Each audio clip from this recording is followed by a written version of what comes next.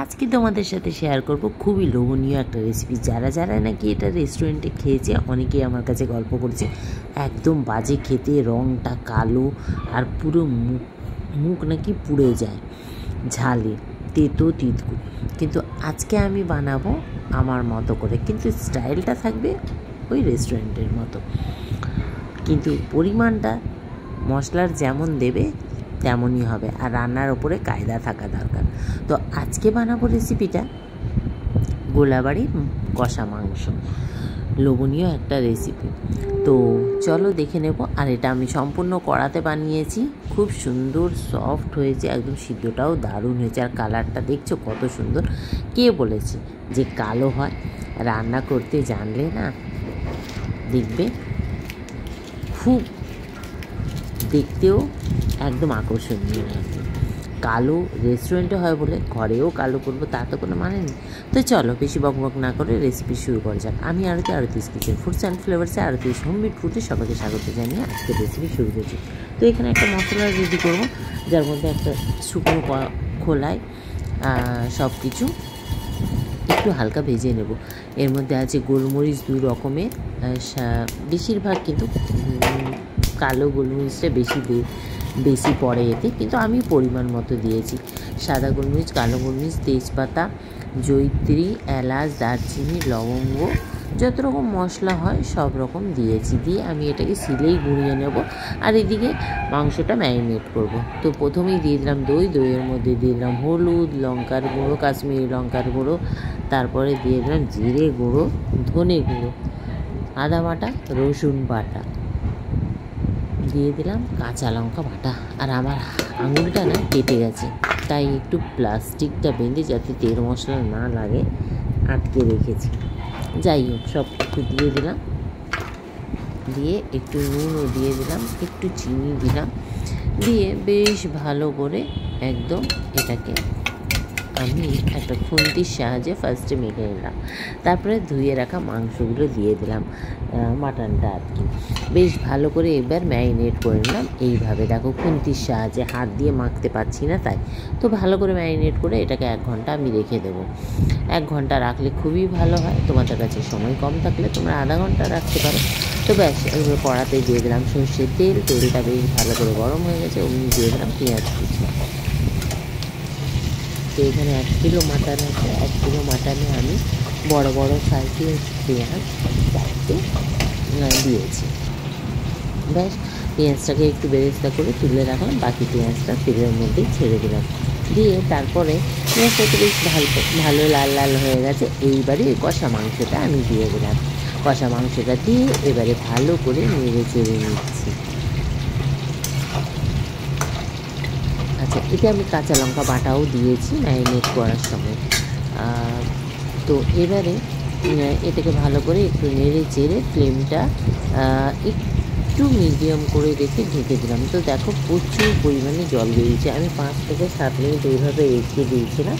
তো জল বেরিয়ে গেছে, মাটন থেকে তো জল বেরোবো। আর এত মশলা দই সব দেওয়া আছে যেহেতু। আর দিয়ে দিলাম একটা টমেটো কুচি। দিয়ে যে মশলাটা রেডি করেছি, এই মশলাটা কিন্তু গুঁড়ো মশলাটা বারবার দিতে থাকতে হবে আর কষাতে থাকতে হবে। তো ফার্স্টে দিয়ে দিলাম এইরকম প্রথম স্টেপে দিয়ে দিলাম অল্প একটু, দিয়ে ভালো করে টমেটো দিয়ে মশলা গুঁড়োটা দিয়ে ভালো করে নেড়ে চেড়ে একদম ফ্লেমটা লো করে ঢেকে দিলাম। তো দেখো এখনও প্রচুর পরিমাণে জল রয়েছে। তো ব্যাস, আবার এটাকে একটু নেড়ে চেড়ে আবারও ঢেকে দিলাম। তো ঢেকে আবারও 5 থেকে 6 মিনিটের মতো ঢেকে রাখলাম। ঢেকে রেখে আবার ঢাকাটা খুলে আবার ওই মশলাটা দিয়ে দিলাম। দিয়ে এইবারে দিয়ে দিচ্ছি এই যে বেরেস্তাটা মানে একদম মচমচে বেরেস্তা না, একটু নরম বেরেস্তা করে এবারে এটাকে কচলে ওপরে আবার একটু দিয়ে দিলাম। তো এইগুলোর জন্যই না এর কালারটা একটু কালচে হয়, আর কিছুই না। আর কষাতে হয় ভালো করে। তো যাই হোক, আর ঝাল প্রচুর পরিমাণে না এটা হয়, মানে গোলমরিচেরই ঝালটা বেশি লাগে। কিন্তু যদি গোলমরিচ পরিমাণ মতো দেওয়া যায় তাহলে কিন্তু এতটা ঝাল লাগে না। গোলমরিচের ঝাল, আদার ঝাঁঝ দেখবে একটু অন্যরকম হয়, সেটা খাওয়া যায় না। তো যাই হোক, নেড়ে চেড়ে আবারও ঢেকে দিলাম। তো দেখো খুব সুন্দরভাবে তেল ছেড়ে এসছে। এবারে লো হিটে করে রেখে মানে মোটামুটি এই মাংসটা আমার কষাতে 30 মিনিট সময় লেগে গেছে। তো 30 থেকে 35 মিনিট সময় লেগে গেছে এইভাবে ঢেকে ঢেকে কষাতে কষাতে। ঢেকে ঢেকে যত কষাবে সিদ্ধটাও খুব সুন্দর হয়ে যায়। তো দেখো কালারটা একদম চলে এসছে, খুব সুন্দর একটা কালার এসছে, লাল টকটক করছে, একটু কালচে লাল হয়েছে। তো ব্যাস আর কি এইভাবে এটাকে নেড়ে চেড়ে ভালো করে ভেজে নিলাম। আবারও দিয়ে দিলাম মশলাটা, মানে মোটামুটি 3 থেকে 4 খেপে মশলাটা দিতে হলো। এইবারে গরম জল করে অল্প একটু জল দিয়ে দিলাম পরিমাণ মতো। ব্যাস এবারে নেড়ে চেড়ে ঢাকা দিয়ে এটাকে একদম লো হিটে 10 থেকে 15 মিনিট রান্না করে নিলাম, একদম লো হিটে। তো ব্যাস এই দেখো রান্না মোটামুটি কমপ্লিট হয়ে এসছে। তো আবারও একটু ঢেকে এটাকে রেখে দিলাম। এইবারে একটু ঘি দিলাম, ঘিটা দিতেও পারো না দিতে পারো, কিন্তু দিলে খুব ভালো হয়। তো ঘিটা দিয়ে একটু ঢেকে রাখলাম, তারপরে এটাকে নামিয়ে একটা বাটিতে সার্ভ করে নিলাম। সার্ভ করে ওপর থেকে আবারও একটু ঘি দিয়ে দিলাম, দিয়ে 2টো কাঁচা লঙ্কা দিয়ে সার্ভ করলাম। ব্যাস এবারে এনজয় করো। ভাত, রুটি, পরোটা, লুচি, বিরিয়ানি, রাইস, যে কোনো রাইসের সাথে এটা ভালো হবে। কিন্তু আমি এটা খেয়েছিলাম রুটি দিয়ে, আমার কিন্তু সত্যি খুব ভালো লেগেছিলো রুটি দিয়ে। তো দেখো কালারটাও যেরকম এসছে, বেশ মাখা মাখা হচ্ছে, মাংসটা সিদ্ধ হয়েছে খুব ভালো। ব্যাস আর কি, এবারে আমি না এটাকে একটু আর একটু আকর্ষণীয় করার জন্য এটা একটা মাটির পাত্রে সার্ভ করে নিয়েছিলাম। সত্যি বলছি দারুণ লাগছিলো, আর মাটির পাত্রে খাওয়ার মজাটাই কিন্তু আলাদা হয়ে গেছিলো, মানে আরও বেশি লোভনীয় হয়ে গেছে। যাই হোক, তো দেখো কি সুন্দর একদম সিদ্ধ হয়েছে মাটনটা। দেখেছো, দেখো সুন্দরভাবে সিদ্ধ হয়েছে।